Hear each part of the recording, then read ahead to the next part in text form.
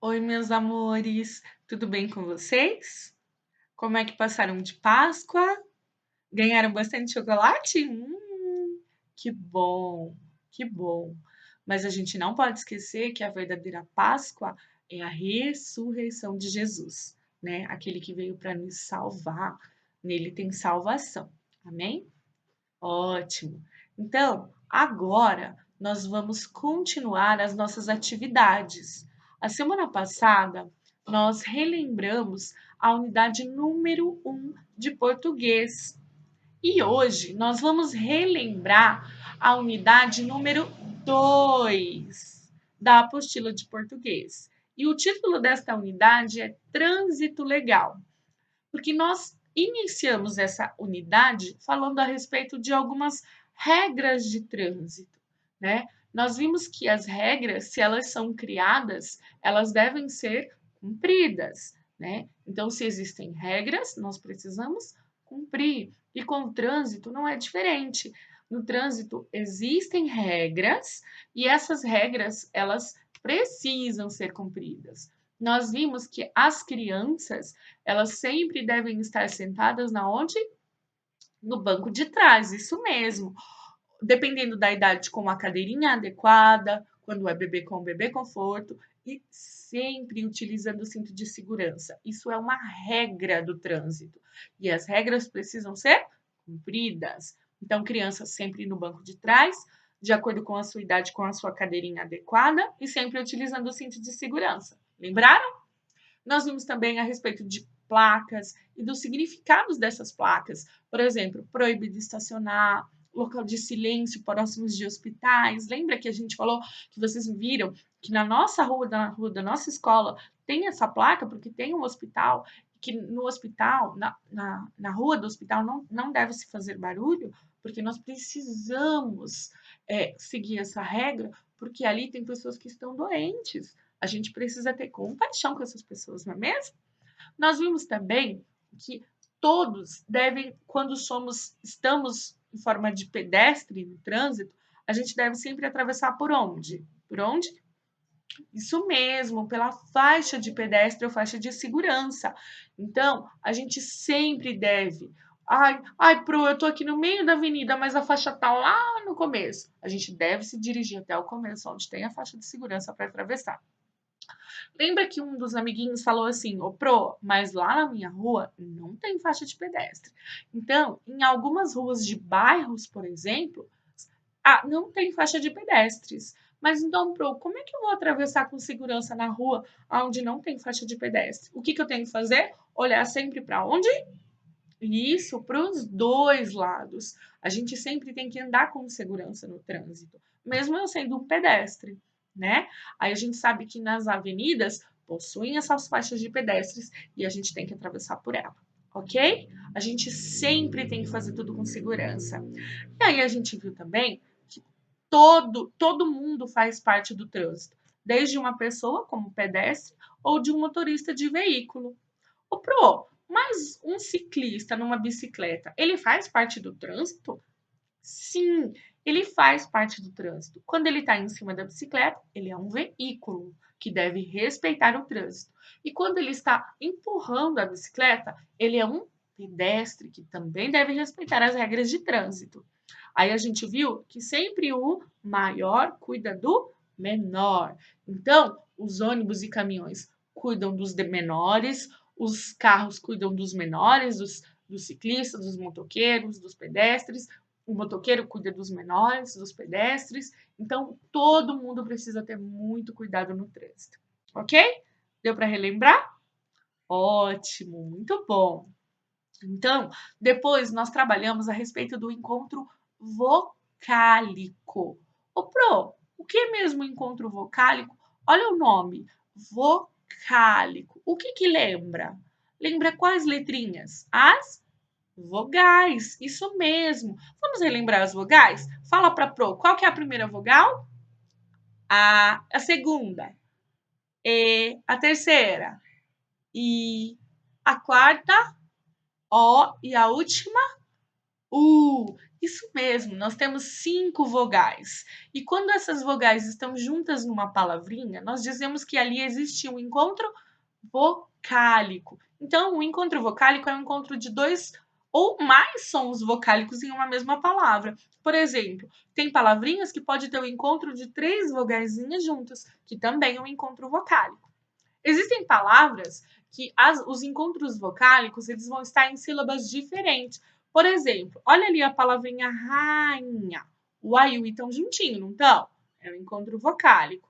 Mas quando essa palavrinha foi separada, para fazer a separação de sílabas, elas não vão ficar na mesma sílaba, porque vai ficar ra e nha. Elas estão em sílabas separadas, mas na palavrinha ela tem um encontro vocálico. O mesmo acontece com a palavrinha coelho. Olha lá.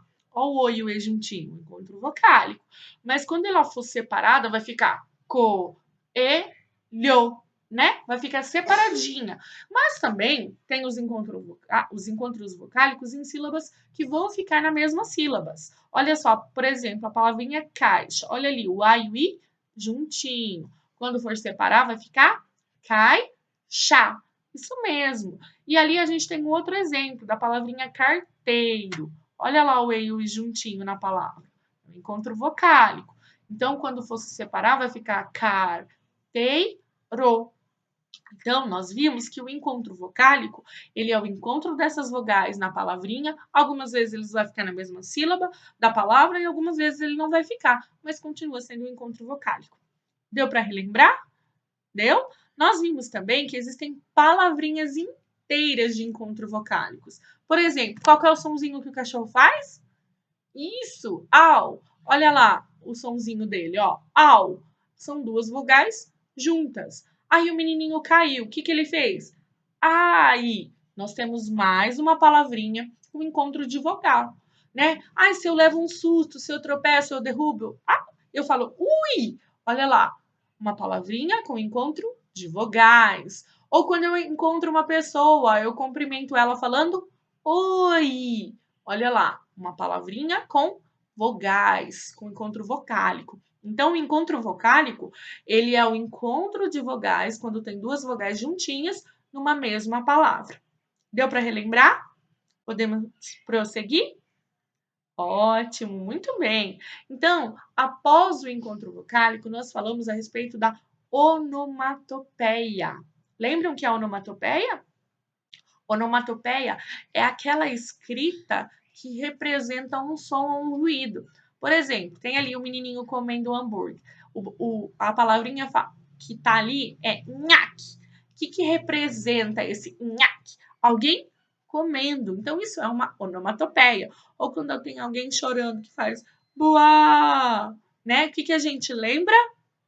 A gente lembra de um som de alguém chorando. Então, essa palavrinha buá, ela vai representar um, um choro. Então, essa palavrinha buá, ela é uma onomatopeia, ok? Deu para relembrar? Ótimo, olha aqui. Aqui nós temos vários exemplos de onomatopeia. Então, a gente geralmente encontra a onomatopeia em histórias em quadrinhos. Olha só aí, ó, a Mônica e o Cebolinha, né? Geralmente, essas onomatopeias são encontradas em histórias em quadrinhos. Então, quando tem essa escrita que representa um som, algum barulho, ela se chama onomatopeia. Lembra? Ótimo. Faz aí o som da buzina de um carro pro, faz.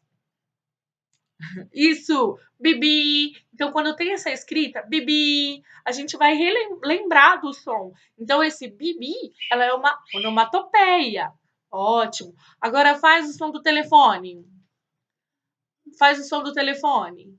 Isso. Esse som, ó, tarim, né? Ou, sei lá, terenenem. Esse sonzinho, quando ele é escrito, a gente vai lembrar do som do telefone tocando e a gente vai saber que ele é uma onomatopeia, ele representa uma onomatopeia. Deu para relembrar mesmo? Ótimo, muito bem. Então, agora eu vou explicar sobre a tarefinha que vocês vão fazer, ok? Então, essa primeira tarefinha, vocês vão completar o nome dessas figuras escrevendo o encontro vocálico. Então, lá, travesseiro, tá faltando um encontro vocálico. Qual é? Então, vocês vão preencher, completar essas palavrinhas com o encontro vocálico que está faltando, tá bom?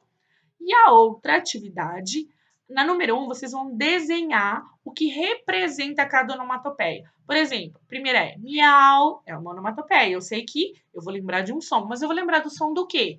Você vai desenhar aí nessa número 1. Na número 2, vocês vão escrever a onomatopeia para a figura que está aí. Tem a figura representando um sonzinho, e aí vocês vão escrever que som que é esse embaixo. E no exercício número 3, vocês vão fazer uma frase utilizando as onomatopeias, ok? Por exemplo, tem um menininho lá, buá. Buá significa o quê? Ele tá, isso, chorando. Então, a frase, você vai colocar o que ele tá fazendo. Não precisa escrever o buá, você vai escrever o chorando, ok? Deu para entender?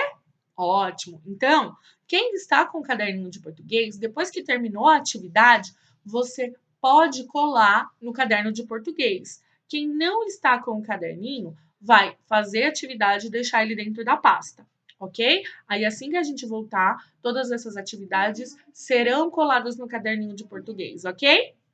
Tudo bem? Ótimo, muito bom. Então, eu continuo aqui, nós continuamos em casa, mas com o nosso coraçãozinho juntinho, tá bom? Amanhã a gente se vê de novo. Não esqueça, hoje também tem aulinha de inglês, vai o link junto. Continuem olhando o aplicativo da Perto, ok? E eu espero vocês amanhã. Grande beijo. Tchau, tchau, amores.